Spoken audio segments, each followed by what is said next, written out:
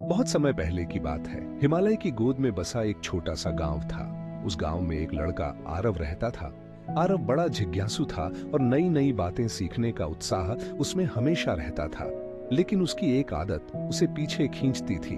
वह हर काम अधूरा छोड़ देता था। अगर बांसुरी बजानी शुरू करता और सुर बिगड़ जाते तो तुरंत हार मान लेता।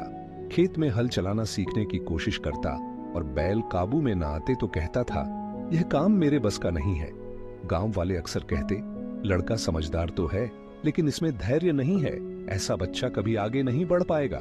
एक दिन गांव में शाही संदेश आया। राजा विक्रम सिंह अपने राज्य में एक बड़ा उत्सव आयोजित करने जा रहे थे। इस उत्सव में संगीत, नृत्य और विद्या की प्रतियोगिता रखी गई थी। जो भी विजयी होगा उसे न केवल सोने का पदक मिलेगा बल्कि उसे राजधानी के गुरुकुल में पढ़ाई का अवसर भी दिया जाएगा। आरव का सपना था गुरुकुल में पढ़ना, लेकिन मन में डर बैठा था, मैं तो कोई काम पूरा नहीं कर पाता। इतनी बड़ी प्रतियोगिता में कैसे सफल हो पाऊंगा। तभी उसके गांव में एक बुजुर्ग साधु आए। साधु ने उसकी आंखों में निराशा देखी और कहा, बेटा, संसार की हर कला एक ही मंत्र से खिलती है, अभ्यास। आरव ने पूछा, क्या केवल अभ्यास से बड़ा काम संभव है? साधु मुस्कुराए और बोले, हाँ, अभ्यास ही असंभव को संभव बनाता है। आओ, मैं तुम्हें कुछ कहानियां सुनाता हूं। साधु ने पहली कहानी सुनाई। एक किसान था जिसके खेत में पानी की कमी थी। उसने कुएं खोदने शुरू किए। पहले 5 फीट खोदा, पानी नहीं निकला। वह थक गया और जगह बदल दी। दूसरी जगह 10 फीट खोदा, फिर हार मान ली। तीसरी जगह और चौथी जगह, हर बार उसने काम अधूरा छोड़ दिया। गांव का दूसरा किसान रोज एक ही जगह मेहनत करता रहा। धीरे धीरे उसने 40 फीट खोद लिया और आखिरकार ठंडी मीठी जलधारा फूट पड़ी। साधु ने कहा, जो बार बार जगह बदलते हैं उन्हें कभी परिणाम नहीं मिलता, लेकिन जो धैर्य रखकर अभ्यास करते हैं उन्हें सफलता अवश्य मिलती है। आरव ने यह सुना और यह बात उसके दिल में गहरे तक उतर गई। सच है, मैं भी तो हर काम अधूरा छोड़ देता हूं। साधु ने दूसरी कहानी सुनाई। क्या तुमने तानसेन का नाम सुना है? तानसेन अकबर के दरबार के महान गायक थे। लेकिन क्या वे जन्म से महान थे? नहीं, उनके गुरु हरिदास जी ने उन्हें रोज अभ्यास कराया। सुबह से शाम तक रियाज करते। कभी आवाज बैठ जाती, कभी सुर बेसुरा हो जाता, पर तानसेन हार नहीं माने। वर्षों के अभ्यास ने ही उन्हें इतिहास का सबसे महान गायक बना दिया। प्रतिभा तो हर किसी के पास होती है, लेकिन उसे निखारने का काम केवल अभ्यास करता है।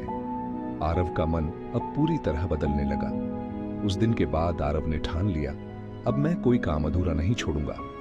वह रोज सुबह उठकर बांसुरी का अभ्यास करता। शुरुआत में सुर बेसुरा निकलता, लेकिन वह हिम्मत नहीं हारता। खेत में बैलों के साथ हल चलाता। शुरुआत में बैल बिगड़ जाते, लेकिन वह धैर्य रखकर उन्हें संभालना सीखता। धीरे धीरे उसकी मेहनत रंग लाने लगी। गांव वाले हैरान थे, यह वही आरव है जो कभी किसी काम में टिकता ही नहीं था। अब वह सबसे ज्यादा परिश्रमी और लगनशील लड़का बन चुका था। कई महीने बीत गए। राज्य की प्रतियोगिता का दिन आ पहुंचा। राजमहल रंग बिरंगी सजावट से सजा था। चारों ओर से गायक, वादक, विद्वान आए थे। संगीत प्रतियोगिता शुरू हुई। जब आरव की बारी आई तो उसने गहरी सांस ली और बांसुरी होठों पर रखी। स्वर निकला, इतना मधुर, इतना मनमोहक कि सभा स्तब्ध रह गई। लोग अपनी आंखें बंद कर उस मधुर धुन में खो गए। प्रतियोगिता समाप्त होने पर राजा विक्रम सिंह ने कहा, यह बालक साधारण नहीं है, इसमें अभ्यास की शक्ति है, यह राज्य का गौरव बनेगा। आरव ने पुरस्कार जीता और गुरुकुल में प्रवेश पाया।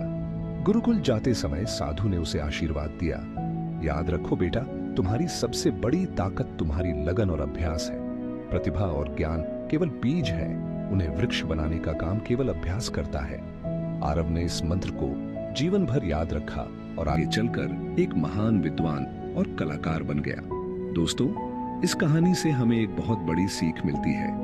जीवन में सफलता पाने का सबसे सच्चा रास्ता है अभ्यास। प्रतिभा और बुद्धि हर किसी के पास होती है, लेकिन जो व्यक्ति रोज रोज मेहनत करता है, हार मानने के बजाय लगातार कोशिश करता है, वही महान बनता है।